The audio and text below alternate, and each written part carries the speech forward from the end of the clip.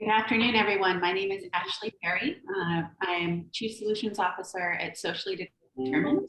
I'm the moderator for this afternoon's session on why the internet isn't enough to close the digital divide, bridging solutions for all patient populations. And this is the second to last presentation on what has been an action-packed and insightful couple of days as part of this digital equity summit. So thank you all for sticking with us. We are incredibly excited about the panelists that we have gathered for this conversation and the discussion we're going to have. So to that end, I'll start by just introducing the panelists, starting with Louise Spellin, who serves as Executive Director for the National Health IT Collaborative for the Uninsured.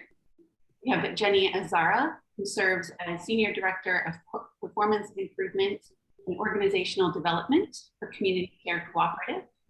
Arnal Rios, who serves as Head of Sales and Business Development for Takeoff Point, a Sony corporation. And then last but not least, Amy Winkleman, who serves as System Director of Telehealth Product Development and Delivery for Providence St. Joseph Health. So wonderful panel. Thank you all, first of all, for joining us for this conversation. It's incredibly important. I'd like to start with just a framework for the discussion, which is that I would stipulate that all of us would agree that access to affordable broadband is key to increasing digital health and driving widespread adoption of digital tools. That said, it's necessary but not sufficient. And we know that there are many other considerations and conditions that are needed to get us where we all believe we need to go with this. And so some specific examples that I would share just as a starting point for the discussion. We know that digital solutions need to be easy to access and navigate for their end users. We know they need to be culturally appropriate and available in non-English languages. We know they need to be safe and secure from a data privacy perspective. We know they need to be trusted by their intended users. And they need to be able to integrate with other systems and data sets within the broader both health and social care ecosystem. So that's a lot to ask. Fortunately, we have some informed opinions here to share their views on what this could look like. And so to that end, I'm going to start by turning it over to Luis to tell us a little bit more about his work at the NHIT Collaborative and the lessons learned around that in terms of how we can engage populations in the development and deployment of digital tools. Luis? Thank Ashley, and thank you all for joining us today. Just a little background on the National Health IT Collaborative for the Underserved. NHIT was founded in 2008, joint effort between the Office of Minority Health at HHS and the National Institute of Minority Health and Health Disparities at NIH, and about 100 different organizations. And our focus has been leveraging health IT to support and sustain health equity and economic viability based on NHIT's 5 pillars: workforce, innovation, policy, research, and community.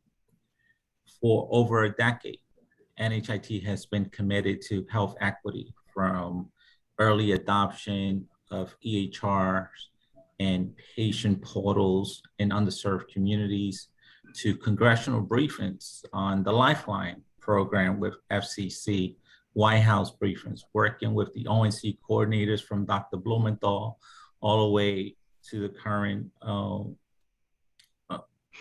ONC coordinator, and even Dr. Rucker on the last administration.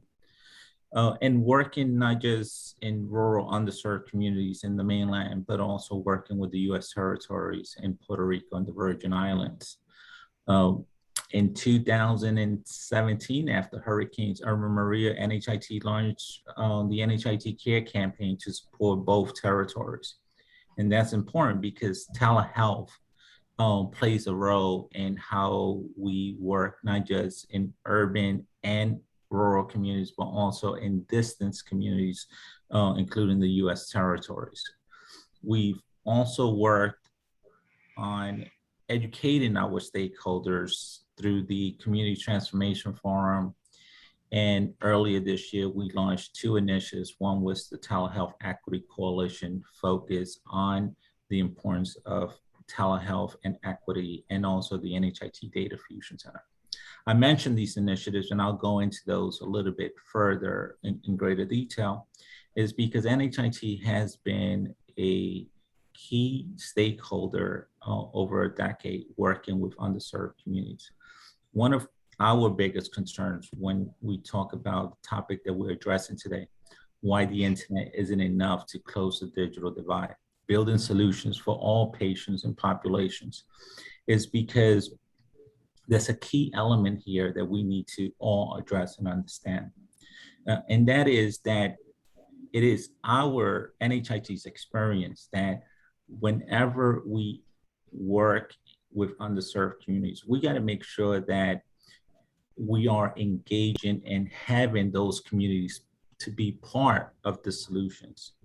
That when we're talking about health equity, we're also addressing social justice and economic justice or injustice in essence. This is important because the communities that we want to support, those communities have a lot to offer to all of us, right? If we work in silos and we tell the communities what is it that they need, we are leaving a lot of knowledge on the table and also partners to help us in this journey. Oh, so I mention that because there is partners that mean well, that want to have great solutions, but are not engaged in the communities.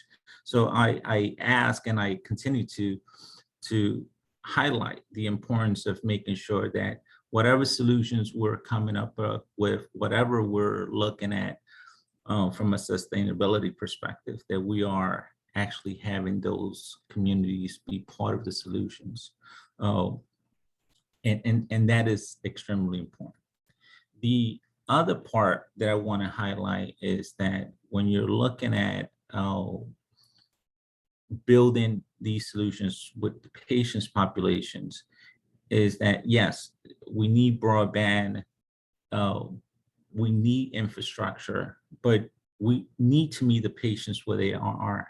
So if the patients only have phones, we need to actually meet them and let them use only phones and not just the solutions that we think that we are. So again, I think the key takeaway from us, from our perspective, is that patients, and this all needs to be a patient-centered approach, making sure that the community is involved, keeping in mind that most of what takes place in a patient's life actually happens outside the office and outside the visit, and that's important.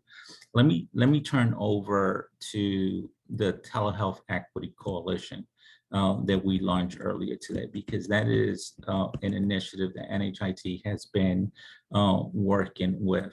Earlier this year, we launched with our partners, Hims and Hers, and 5 other organizations, the Telehealth Equity Coalition. And the purpose of and the mission of the coalition is to improve health equity for all communities by addressing systematic barriers to telehealth adoption.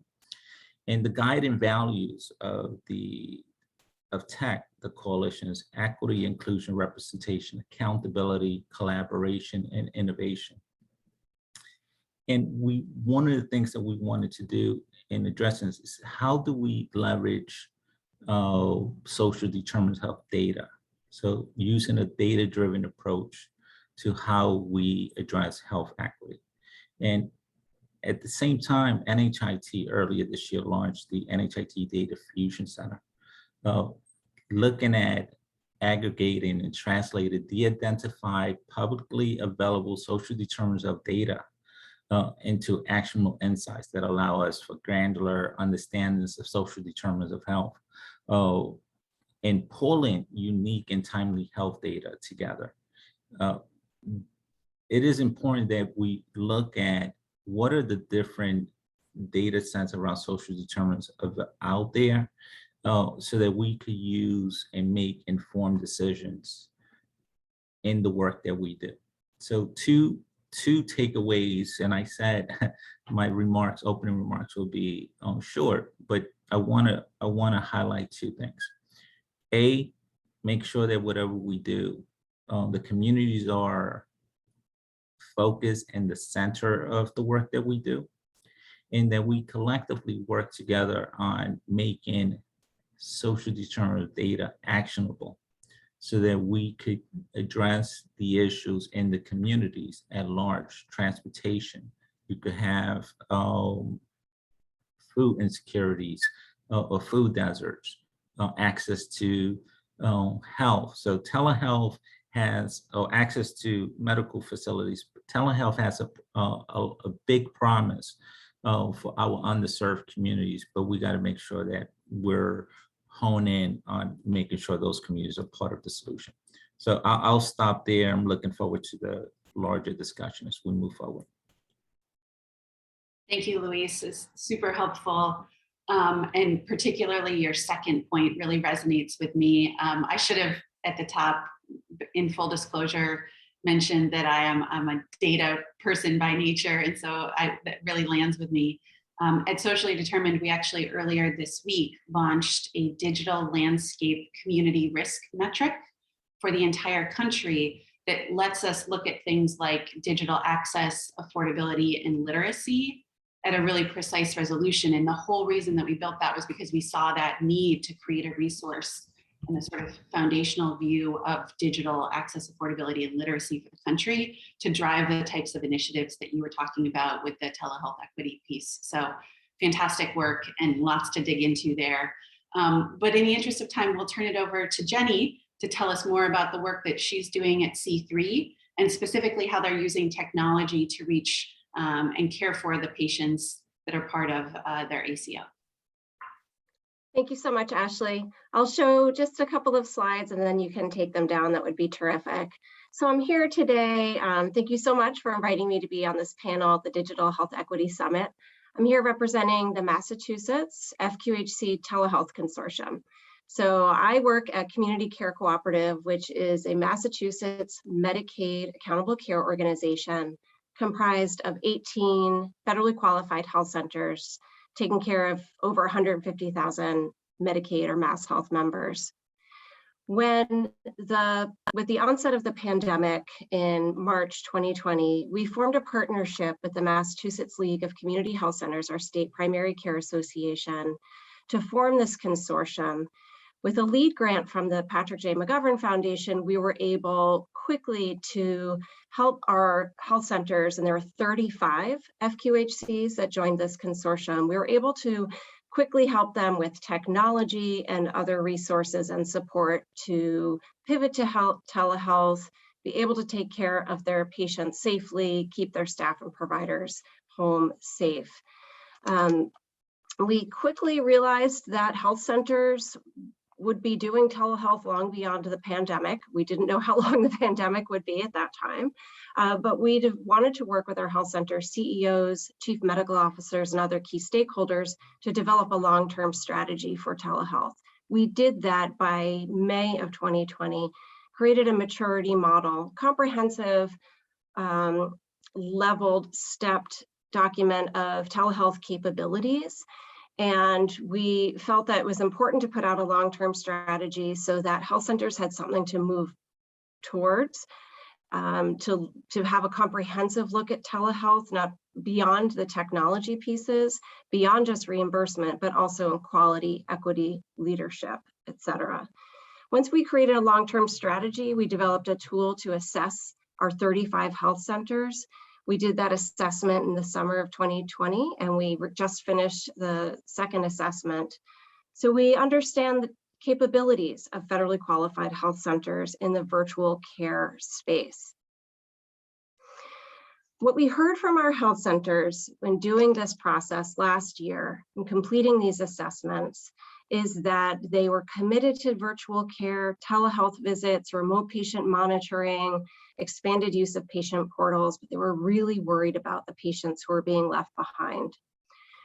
We've tried to engage patients from early on in the consortium's work. Actually, you can take down the slides.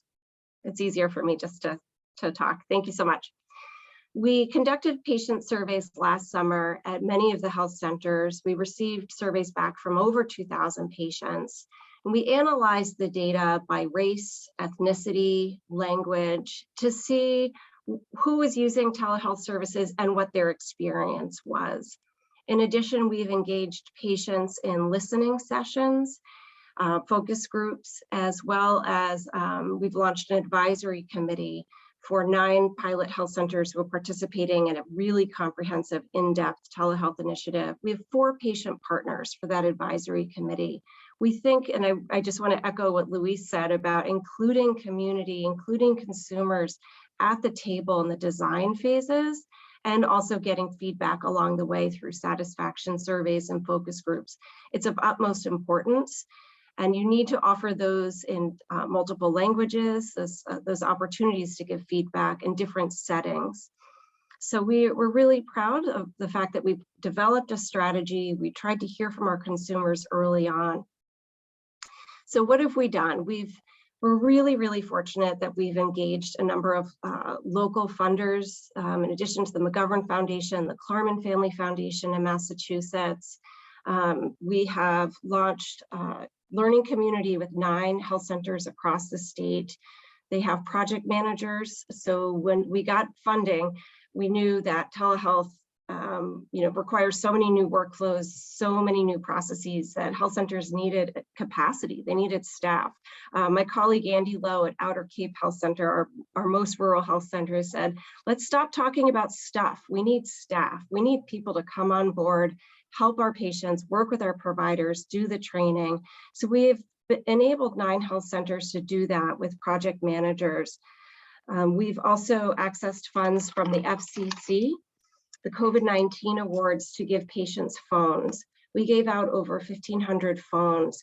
We made sure that those phones were programmed in different languages and that they were not just used for telehealth visits. We felt like enabling patients with a device and a data plan was not just about their health care. It was accessing whatever else they needed and wanted to access through the technology. We've leveraged partnerships with experts like our regional telehealth resource center, the Northeast Telehealth Resource Center, who has an incredible platform for training community health workers and their online platform. Community health workers are the key in federally qualified health centers to patient engagement, understanding patient resources. And so we feel like this partnership is helping our workforce be able to get more professional development and more skills to be effective in this new world of a hybrid virtual care, in-person care. In our learning community, we meet once a month. We share best practices across the 35 health centers. We put some of those best practices in our playbook, and our playbook also points Fqhcs to the best resources out there from, I'm sure, many people in this audience. For example, we are promoting the digital access screening tool that came out of UCSF. We think we should be asking patients about access to the internet, access to a phone, understand their literacy level when it comes to technology. So we try to curate all the best resources for health centers so that health centers have a how-to on how to deliver equitable care. Along those lines, we're partnering with Health Resources in Action to develop a health equity framework for telehealth. This equity framework will align with our telehealth maturity model and provide strategies, tactics for health centers and other primary care practices to make sure that there's equitable access to care and it goes beyond broadband, right? Which brings me to the last point I want to make about the work we're doing that I really think is the key to addressing equity, which is to support health centers in hiring telehealth navigators. We think that bringing on this workforce, like community health workers, is the key to engaging people in their care through the appropriate channels, like telehealth, like learning how to use a remote patient device, a home blood pressure cuff, a home scale, how often to use that device. Telehealth navigators who are multilingual, culturally understand the cultures of the communities that they're working in, are hired from the communities that the health centers are serving. We think this is the key to bridge the complete in-person primary care and behavioral health world to a new virtual world. We're launching this program with a generous gift from the Gordon and Betty Moore Foundation. It's a program that will staff navigators at 2 of our consortium health centers. And it's about reducing disparities in hypertension, hypertension control through engagement and treatment of hypertension with a particular target on Black patients, so that we can have a reduction in overall cardiovascular events. We want to spread this program to other, so there can be general telehealth navigation programs in all of our health centers, navigation for substance use disorders. We do think that it's staff, not just the staff, that are going to make the difference. Thank you so much, Ashley. Thanks, Jenny. Incredible work, and so much of it, and particularly important in this moment in the pandemic as we all persist in the States. I'm going to steal that line of having staff, not stuff. I feel like that really gets to the essence of it. So shifting gears, Arnold, tell us a little bit about the work that your team is doing. You take a very different approach to solving this issue, and so share more about the work that you're doing. Thank you, Ashley. So hello, everyone. My name is Arnold Rios, and very happy to be here as well. I am from Takeoff Point. It is a business unit within Sony. It is the business unit in the US that is bringing to market all sorts of connected devices, gadgets, technology. So being the only technology person on the panel, I'm going to talk a little bit about technology and what we're doing that is different from some of the other companies. A couple of challenges that I mentioned that I've already heard from the speakers prior to me is obviously the lack of broadband or lack of access to the devices to get to broadband, and the lack of staff or the challenges staffing all these services for telehealth and for remote patient monitoring. One way that companies are addressing this today is by having devices that are directly connected to cell phone lines or cellular technology. Having a blood pressure cuff or having a weight scale that as soon as you step on it or as soon as you perform the blood pressure measurement, that measurement is going directly to a healthcare portal. That could be your healthcare team, and they can track it daily. That works for some people, that works for some community, but obviously that solution will not work for everyone. And frequently you want more devices, or you may need something else. You may need more engagement. A different way that other companies are doing it is by having a little box in the home, like a hub. And this little box essentially is receiving the information from the scale of the blood pressure and then sending it to the portal. This allows for more devices to be connected. And again, the devices are typically pre-programmed by the provider, so the patient doesn't have to do anything. Essentially, you step on the scale and the result gets transmitted. There's a challenge there that you don't know who's stepping on the scale. So hopefully it is the right person that's stepping on the scale, the right person taking the blood pressure. So there's another third way, and this is the third way that Sony is doing it, but we're not alone. There are other companies that are doing the same thing. Our approach has been to program the watch itself, a wearable. So the watch itself has a SIM card. It behaves essentially the same way as a smartphone can. It is bidirectional. You can send specific messages to specific users or to groups of users. The watch can be programmed and paired to connect with the scale of the blood pressure cuff or any other device. This particular one can talk to 5 devices at a time, but there's no number or limit on how many. You can be connected to 20 or 25 devices. And this information goes from the watch, it goes to the cloud, it goes to the portal or the server, and it is encrypted the entire way. No one has access except the receiver at the other end. Using AI, artificial intelligence and algorithms, you can begin to track trends. You can begin to see, you can send messages if someone has not taken, their blood pressure in a week. Jenny mentioned about how do you know how often you want to take a blood pressure, how often you step on a scale.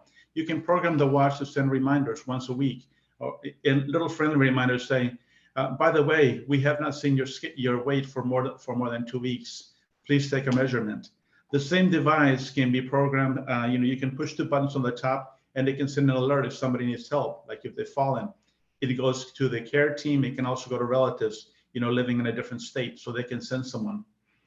These messages, all this functionality can be customized. So we at Sony are working with healthcare networks. We are working with insurance payers. We're working with specific device companies that have a device that doesn't have an easy way to send the information. So I think by doing all these things, we're helping to address some of the gaps. And obviously, there's no one technology solution that's going to fit for everyone. This particular approach that Sony has taken, we're one of the first ones to do it, but we're not the only ones. Within the next year, there will probably be 2 more companies that will create something similar. What we do is we engage with each particular partner and say, we ask you to load your app on this watch. So Sony doesn't program it, we'll help. But the app that would normally go on a mobile phone goes on the watch, and it be customized for each particular engagement. So in this way, we can deliver more, we can enable companies to deliver more targeted, more personalized care. It is something that can be modified at any point. They can send software upgrades over the air and modify the behavior of the watch even after it's already in the patient's home. So I don't want to delve too deep into technologies. I just want to highlight that there is hope in that technology will catch up and be more user-friendly, more unobtrusive, able to collect more data, and do it in a way that helps address some of the challenges you have. This watch can be programmed in multiple languages. It can be programmed at many multiple levels, from very simple to more complex. So I think if companies or we as technology providers are listening to some of the challenges that are out there in the marketplace, and we're engaging with all sorts of users across the broad spectrum. So for those that are listening today, I would encourage you to reach out to me. Obviously, reach out to the panelists. We all want to hear from you. So thank you very much for your time. I look forward to the discussion following. Thank you, Arno. Appreciate it. It's really exciting to see these developments coming down the pike. Shifting gears to Amy. So Amy, from the perspective of a large regional health system with a footprint in 7 states, over 50 acute care facilities, over 800, I think, non-acute care facilities, how are you all thinking about digital health equity strategies at the system level? And then how are you deploying those strategies across such a large footprint in so many facilities? Yeah, thank you, Ashley. That's one of our biggest challenges, scale. And we see inequities in being able to deliver care via telehealth, whether you're rural or urban, and we sort of cover the gamut. And we've done a lot of different things. I think because this is a panel focused on solutions and my colleagues have talked a lot about the different types of inequities, I'll just focus in on some of the things we're doing to try to address those inequities that we see. Again, as everyone's mentioned, just the lack of access to broadband, whether that's affordability. A lot of our rural communities, even if they could afford it, they can't get it. So we've done things like create virtual clinics in our small clinics in rural areas. And what that means is an actual physical clinic, a primary care clinic, usually in a small community like Seaside, Oregon, or Chewelah, Washington, or Seward, Alaska. And we have the urban-based specialists, which where most of the specialists are, beam in to see patients there. So the patient doesn't have to have the burden of incredible travel. They often will just forego care if they have to do that kind of travel. They can't take off work, they can't afford it, they're too sick to be transported, but they can usually get to their local clinic using our local team in that small clinic to facilitate the visit, be the telepresenter, we call it. And then those specialists can beam in. So we enable a much greater access to care into our rural communities for those patients who can't be seen at home via telehealth, because they just don't have the ability to have that kind of quality audio video connection. So that's one approach. Providing smartphones, I heard one of my colleagues talk about that. We've done that as well with targeted communities, particularly our houseless patients, patients in substance abuse treatment who need frequent touches with their social worker, their care manager, their care team. And so that really has yielded great benefits. But just struggling with the technology, folks have talked about that. Prior to COVID, we didn't see Medicare patients at home. We couldn't. It was against CMS regulations. And so we weren't really as well geared around helping folks who really don't use technology very much at all, how to navigate and use it. As much as we tried to make it as easy to use as possible, there's still a barrier for folks who struggle with technology. So having our clinic staff scrub the schedule, as we talked about, asking patients about their access and are they comfortable, do they know enough about technology, and really being very proactive to do pre-visits with patients and set the patient up in advance of the provider. That makes the provider visit more efficient. It's a kind of high touch approach, but we found by making that investment up front with that high touch approach, now 20 months into the pandemic, a lot of those patients are some of our most skilled users. We have 85-year-olds doing telehealth visits routinely with their care team. They have a lot of care needs, but they're set up now. They kind of know it. They know what to click. They know how to use it, and they're ready to go. So that sort of high touch for specific populations is really key. We also send folks to the home. So we have frail elders who it's just not workable for them. And so we can send a home health aide or a social worker to be the telepresenter and be on site with the patient. So that's another, obviously, a higher expense approach, but for certain targeted populations, that's really what is needed. End of life, palliative care, those types of situations, having someone from the health system go into the patient's home and be there to facilitate the telehealth interaction with a specialist or the provider is really important. Around language, that's a big one. I think technology has not caught up. We use Epic as our EMR. It's a pretty dominant EMR, and even MyChart, which is the patient portal, we can't do many languages in it. It's not even architected. So, we struggle with even getting the technology to use the language of the patient. So all of our materials and our videos are translated, but if the technology itself can't send the email with a subject line in the language of the person, it doesn't really help. So really working with Epic and MyChart to try to help them understand what's needed. We have a lot of leverage. We're a huge health system. And so we can try to influence where we can on there and then work around it. We've integrated third-party interpreters into our video visit structure. We have video implemented and integrated with Epic and MyChart so that it's really easy to bring in that third-party interpreter for deaf patients or patients who speak a different language other than English. And then one thing I want to talk about is also the inequity of folks who are resistant and fearful of accessing care at all. So we have a lot of undocumented patients and they're very fearful.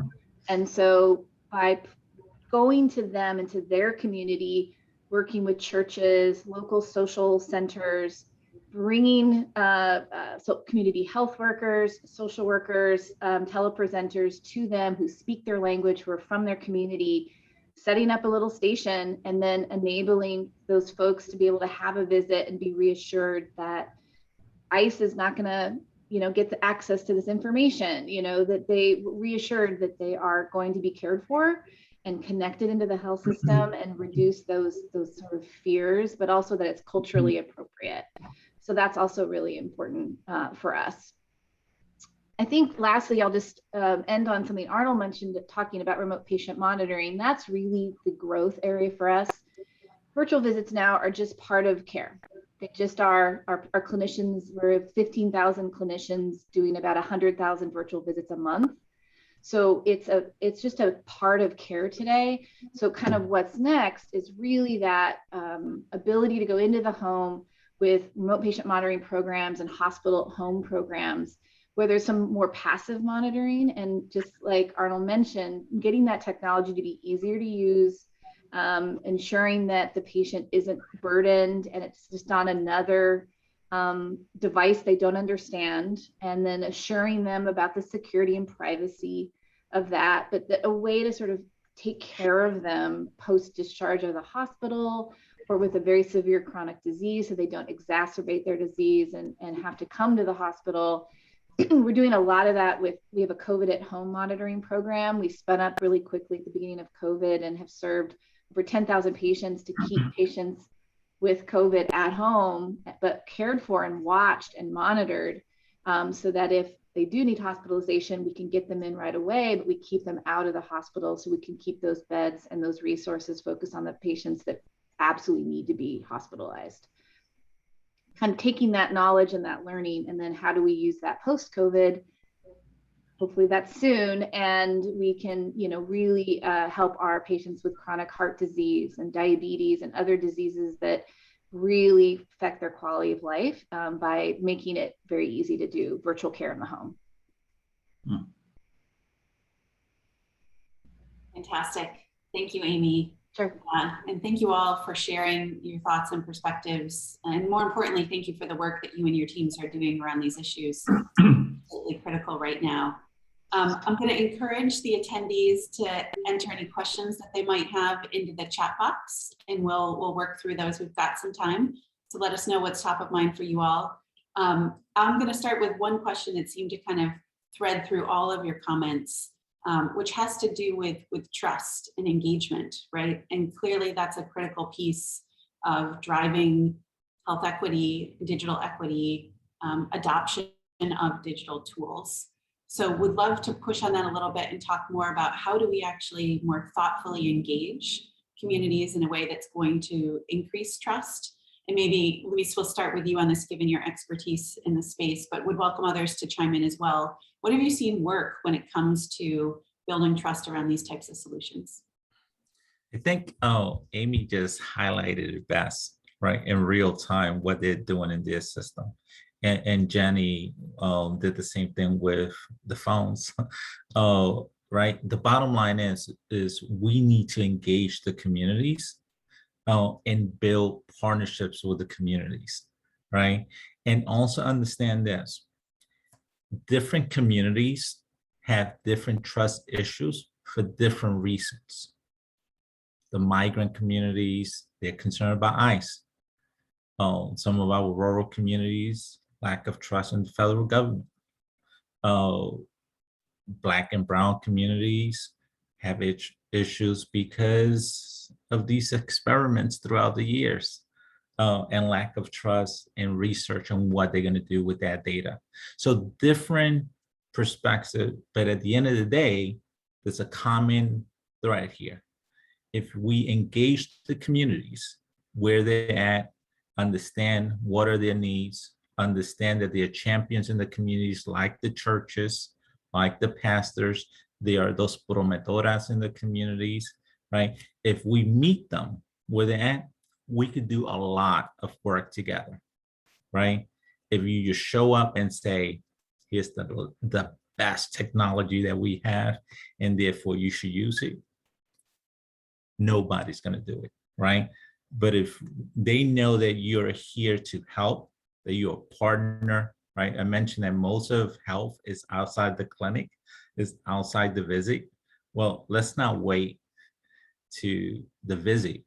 Let's be proactive, understanding that if we're engaging the communities throughout, addressing social determinants of health, making the data actionable, right? If we're doing those things, then we're gaining the trust of those communities, and then holding ourselves accountable, right? See, data is not bad.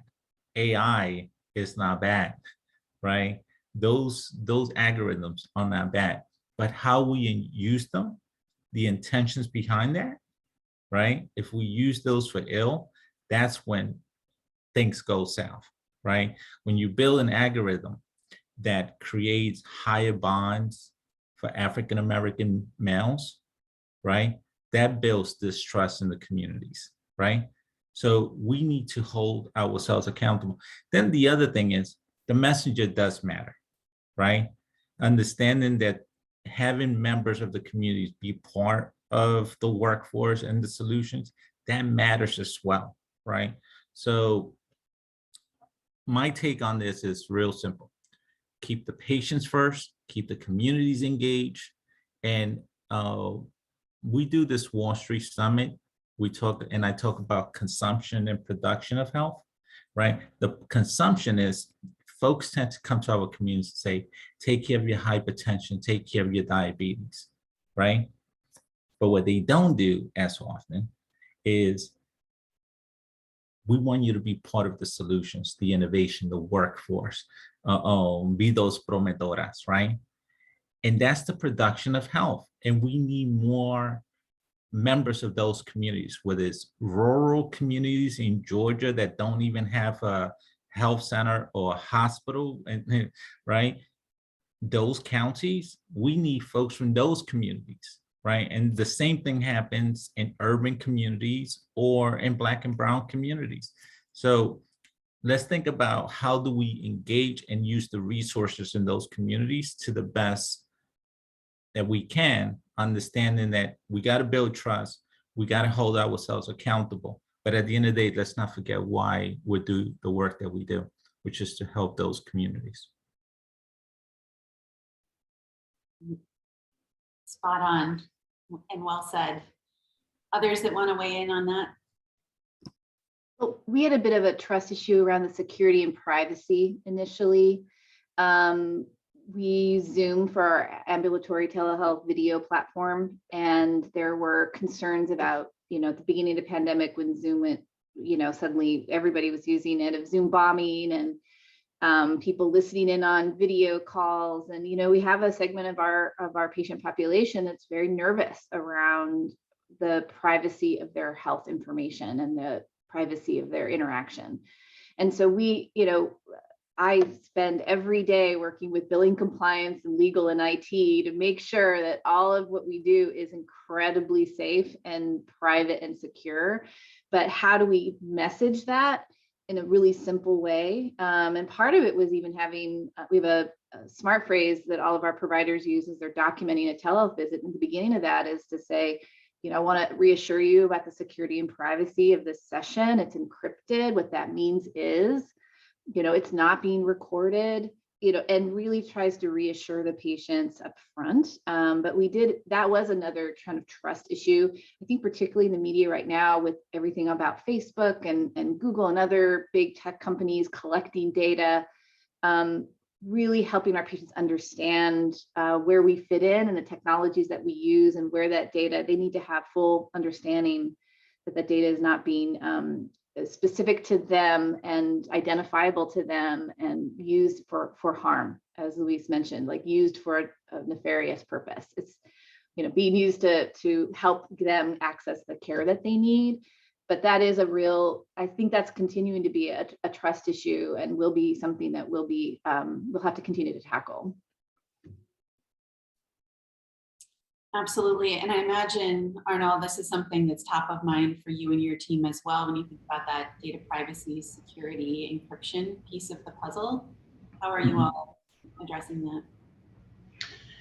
So, Amy, we're doing a few different things. One thing that I could talk about is that the data, when it's acquired by the watch before it goes to the cloud, it is encrypted from the time it's acquired. Once it's acquired in the watch, then it goes to the M-Safety cloud, but it's there only on a pass-through basis, and it gets deleted every 24 hours. Sony does not have access to it at any point. That they cannot de-encrypt it or decode the data. Only the end user provider.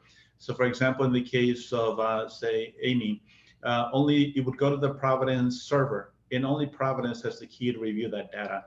Encrypted the entire time. Sony does not have a copy of it. Beyond that, where the provider wants to send the data, that's obviously we don't have any control over that. We leave all that control to Providence. Lewis mentioned the point about algorithms and how sometimes they can be used for it has unfortunate consequences or nefarious purposes. Sony provides many of the algorithms, and the provider can choose to use those or design their own. They're under complete control all the time about what information is provided. We establish the level of trust, what we call the level of trust, from the time of manufacture. From the very time when the watch is manufactured, that connection to the provider server is set up at that point. And it is unhackable. You cannot access this device. A consumer can't plug a cable in it and access the data. The only thing you can do is you can charge it, but you can't do anything else. So it's completely in the hands of the provider. There's another step here that is something that is just developing in the tech world, something called digital wallets. Maybe some of you have heard about digital wallets. A digital wallet is the ability to take patients' data and store that information on the blockchain. And what companies like Solve.care and Burst IQ, and there's several others that are doing this, they're giving that control now to the patient. So once it gets to the provider server, the data can be sent to directly to the blockchain, and then it's completely under the control of the patient, not the provider. The patient can decide who has access to their data or a portion of the data. So this is just up and coming, developing. It'll probably be another 2 or 3 years before it becomes available everywhere. But I'm quite excited about that development because the challenges, for example, that was mentioned before with Epic and MyChart, this is the challenges of a platform that's being provided for hospitals where the patient is not really in control at that point. It is really the company, the provider that's providing that service. If you have the patient in charge, then they can that information remains with them throughout their lifetime. Obviously, this is going to be something that is not going to be accessible to everyone because of what we said before, data literacy, understanding that data and how to use that data. So unfortunately, in the beginning, I think in the rollout, it'll be difficult for everyone to access. My hope that as we move forward in time, the technology again becomes more accessible, easier to understand, and more accessible to more people. And we're able to address some of those challenges we said before about lack of access. But yes, privacy is a very important issue, something that we're very keen to address, and we're always happy to talk about and explain what we're doing to ensure the data is safe and is private and remains, within the trusted hands. Yeah, it really is paramount, being able to overcome some of the barriers we see with adoption, uptake of these solutions. Another issue that's really important that both Jenny and Amy, you touched on briefly that I'd love to loop back to is both the reimbursement and regulatory barriers around all of this work. And we've seen some progress, right, as a result of the pandemic and the loosening of some of those things and policy changes that have been implemented. But would love to hear about how you're thinking about that and what you think could be done going forward that would really help reduce some of those barriers. Jenny, do you want to go first? No? Okay. Well, I would say, I'll start with saying I envy my colleagues at the VA and Kaiser who have value-based single payer arrangements. One of the challenges for us, we're a nonprofit, we serve everyone, we serve every patient, every payer, and the complexity of payer policies, regulations, and reimbursement, what they cover, what they don't, changes every year, it is a matrix that is incredibly hard for clinicians and patients to navigate. And it's just a huge barrier of just the complexity of how healthcare is paid for in a fee-for-service world. So, more value-based arrangements where there's no disincentive to the provider or the patient, that virtual care can be just part of the care they receive when appropriate and when it's convenient and makes sense for the patient. I spend so much time with our compliance, billing, legal colleagues, and having a very tight relationship with them is incredibly important when you're doing anything with telehealth, because it is a very tough environment. It's been amazing. And I think we've shown in this last 20 months, when you remove those barriers and you have payment parity, what you can do. And it's going to be really hard to put the genie back into the bottle, but I think CMS is going to try. And so we'll see how the Medicare population reacts to that. I think the commercial and Medicaid plans have really seen the efficacy and are really going to support telehealth. Some states, Oregon passed very broad telehealth legislation during the pandemic, during the last session, California and Washington as well, and that will help a lot, but that only covers commercial plans and their state Medicaid plan. And so anyway, just navigating the administrative overhead of managing all of that complexity, it's waste as far as I'm concerned, in terms we have to have so many people focused on making sure we're in compliance at all times, it's just unnecessary. And so I hope that these waivers are proof positive that the outcomes and the access to care improvements demonstrate that in the future we won't have as a Byzantine a system around regulating telehealth as we've had in the past. I wholeheartedly agree with you, Amy. Around value-based care, we're inching towards it in Massachusetts. My advice, so I agree with everything Amy said. My advice on top of that is leaders need to be measuring what they're doing. So staying on top of everything that Amy just said, but while we have reimbursement parity, measure your patient's satisfaction, your patient's access to care across service lines. We've seen behavioral health visits have far exceeded pre-pandemic levels, right? So who's getting care for what? Measure quality. So if we can measure what we're doing, we can advocate better. For health centers, we can partner with our primary care association more effectively to advocate. Thanks. Super important. Question from the chat. So I'll just throw it out there and we can decide who wants to take the first stab at it. But how do patients feel about giving other family members access to their data to promote care coordination and care circles to keep older adults in their communities rather than moving them into facilities? I can take that one. We see very high uptake of what we call proxy access. So the patient has to give proxy access, but once they do, their adult children, their other people who care for them, having access to their information is incredibly valuable because they want to age in place. They want to age, at home if they can, and having that family and friend network around them. So we have to navigate all of the rules around that and be very, very careful about what they have access to. There's, things you can't break glass around things like mental health information, but, being able to support the patient in staying in their community. And that's, again, another value proposition for telehealth is we try to help hospitals and clinics keep patients in their community. So, we beam in a stroke doc so that if a patient's having a stroke, they can be cared for and they can stay in their community where their family and their friends and their loved ones can care for them. And they're not having to be transported to a big urban center completely by themselves. So we've seen our older patients be very open to it. I think where it hasn't been, it's teens.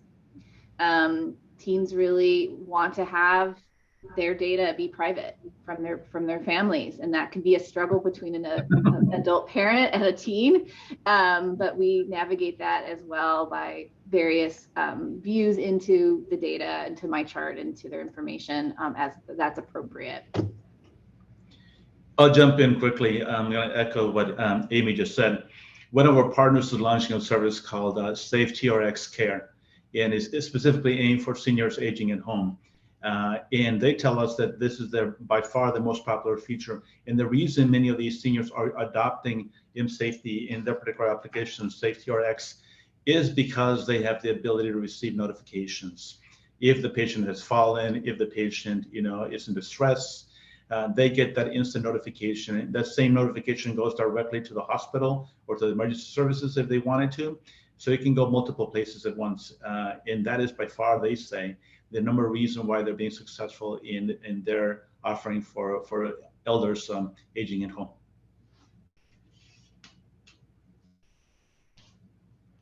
Eddie, are you all doing something similar? Have you seen that as part of the strategy that you've rolled out? Well, we don't have that many older patients because we're primarily community health centers with a large Medicaid population.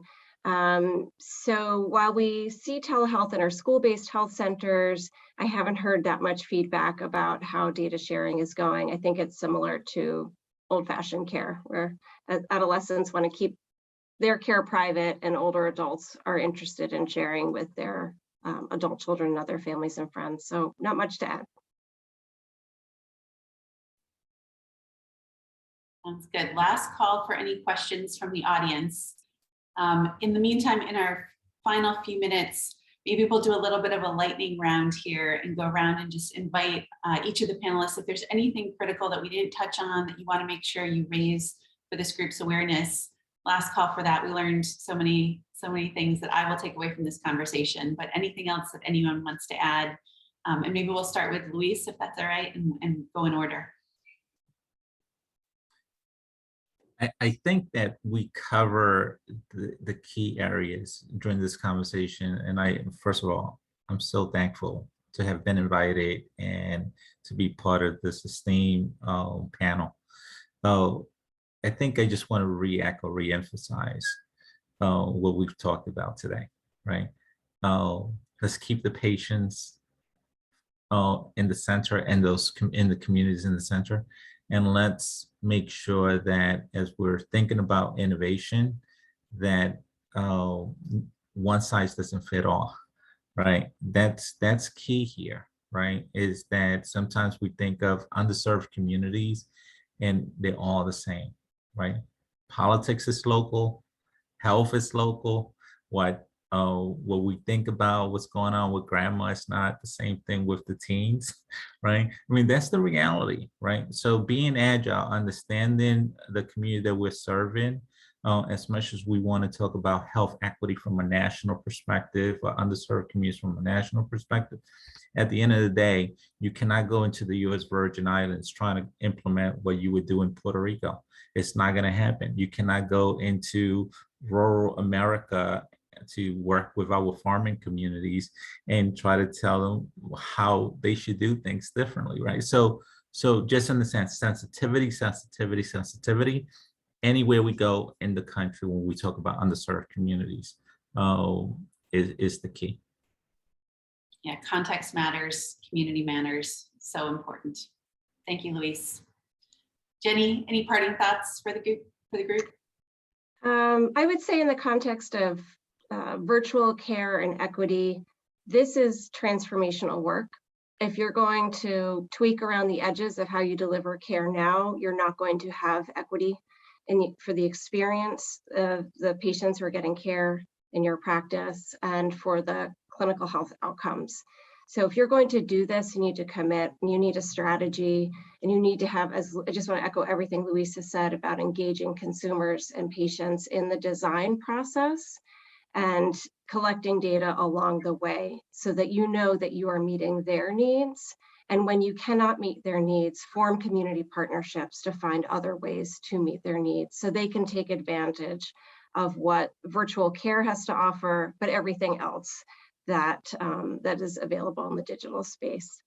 Thanks so much, Ashley. Yeah, absolutely. Thank you, Jenny. And that's one of the things that's most impressive to me about the work that you're doing and the work that Amy's team is doing is that it is really a multifaceted, integrated strategy that goes through the entire organization. It's not just a one-off siloed program here and there. So critically important. Amy, anything you would add to that? No, I think I am so impressed with the comments already. We talk about health as a human right here at Providence, and I believe the internet is a human right now. We saw that with the pandemic, children outside of Taco Bell trying to go to school because that's the only place they could get an internet connection for the laptop that was provided to them, or those children who had nothing provided to them. It's the same in healthcare. And so to be able to really participate in so many aspects of life, the internet is so, continued advocacy around the digital divide. That is something I think about every day.